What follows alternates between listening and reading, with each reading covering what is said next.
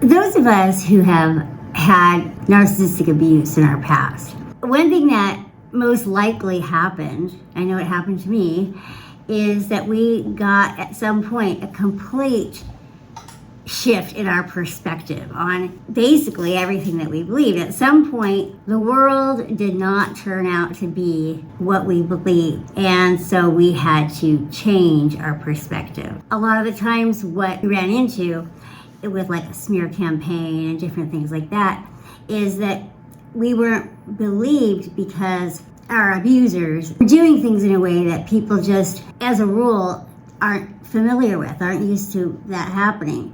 You know, before it happened to us, we thought the world operated the way we understood it, the way we do. You know, we didn't really understand that people like this were just living amongst us and that this is what they did. This happened to me in my 30s. I was raised by a narcissistic family. I'd been married to a sociopath for 10 years, and I was completely shocked by what started happening. I mean, completely unprepared for it and completely shocked. I had no idea what they were capable of, but no one did. I mean, no one did. Nobody came and said to me, you know, is this happening? No one questioned it, because we all believe parents love their kids. No one was going to question that. Parents love their kids, or people tell the truth, or I like this person and he's a really cool guy and therefore he can't be abusing his wife, you know. And what was happening was so bad. It had a serious heart thing happen. I had a near-death experience. I was disabled, and then my husband left me with my parents' support, and they abandoned me as well. And this is not something that people want to believe happens. I didn't want to believe it happened either. You know, I didn't have any idea that this kind of thing would happen, but it happened. I didn't even really bother to try and tell anyone the truth, because it was truly so unbelievable. And the way that I was left was so unbelievable. But it wasn't only just that. It was like, in this period of time, I learned a lot of things. My perceptions were changed on a lot of things. How family court worked. I went into it believing that courts protect people, that the truth mattered, and the laws protected people, and lawyers took the side of would protect their clients. I was completely ganged up against both my lawyer, his lawyer, the judge, I mean, everybody. It was really unbelievable. I didn't have any idea that something like that could ever happen. My husband was breaking the law. He was committing crimes, and I couldn't get my lawyer to follow up on it. And it was truly the most unbelievable thing I had ever experienced. I was completely powerless in this court system. Then it went on, other things happened. My son went into drug treatment and different things about the 12-step program and how that had been virtually unchanged, had never been updated or changed since it was written in 1939. It was just sort of a lot of things were just kind of unbelievable. And for growth, what we need to do is we need to be constantly reassessing and thinking about things and making sure that we still agree with the way that things are that we once believed. Because if we're growing, we're going to be changing. If everything that you once believed is still what you believe, then probably you're not growing a whole lot.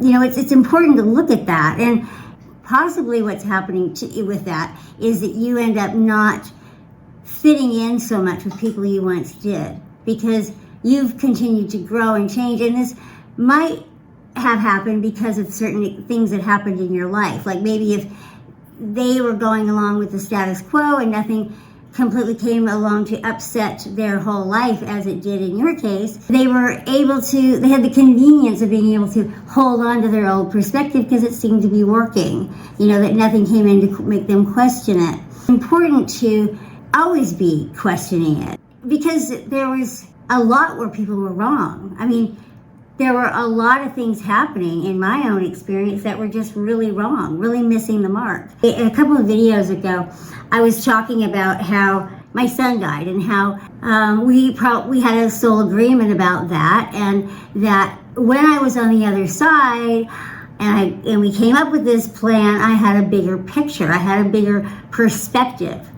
Well, that's an important thing to look at and that can change a lot of things. If we have a bigger perspective, we see ourselves in a different way, and the possibilities become endless, and things that maybe don't make sense to us here, we can make sense of. And some of those things are really, awful, really hard things that seem completely senseless to us. They most definitely do have a reason in the bigger perspective. When we see the world and ourselves and everything from the perspective that we had, as close to it as we did when we came up with this plan. My perspective today is completely unlike what it was my first 35 years. I mean, just completely. I had a very narrow perspective back then, which I would say is probably more in line with what most people have. A perspective of, what it's like to be a human on this earth, and without thinking in terms of that there's a spirit world and there's a spirit life and what people do after they die and things like that. And being able to shift and see things from a bigger perspective changes the way that we participate in life. So with the bigger picture, it's something like, say there's some area of your life that you're not satisfied with. Like, say you want a relationship, or you wish your finances were better, or something like that. The logical mind will focus on lack. The logical mind and ego. Ego is made up of the logical mind. It's made up of fear. Whenever you're afraid of something, that's the ego talking. But it's negativity. It's focused on lack and that kind of thing. And you want to get into the bigger picture where you just feel better. When you're in the bigger picture, when you're looking at things from the bigger picture, you have a more curious perspective. Curiosity is a very high vibration. Curiosity is really, really high. But you're more curious, you're more optimistic, you're more relaxed. You're just more relaxed. So the best way that I know to get there, and this is one piece of advice that I remembered bringing back with me from my near-death experience, and that was be grateful in all circumstances. Think about things that you can appreciate in your current situation, your current circumstances. And I don't mean faking it. I don't mean like pretending or anything like that. I'm just really truly things you can appreciate about what your circumstances are, because there's always something to appreciate that you're breathing. That's what there's always that. But there's just different things you can appreciate. If you do that, if you get in the mindset or the vibration of appreciation and positivity like that, then things flow and things happen. If you're hyper focused on lack, or this thing that you really, really want to happen, or this thing that you just feel like you really need, and why isn't it happening yet, and all that, it's a low vibration, and it is very narrowed down, and it's not in the bigger picture. The bigger picture that you would see if you were, the spirit world sees of this situation going on. It's, much bigger.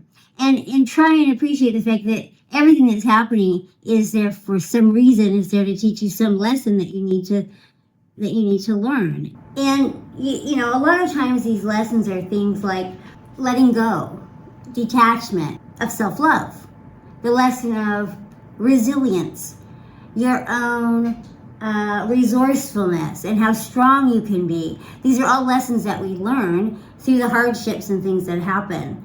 And we don't ever wish those things upon ourselves. We never want those things to happen. But when they do happen, that's when we learn these things about ourselves that are critical and vital to know and will serve us throughout life.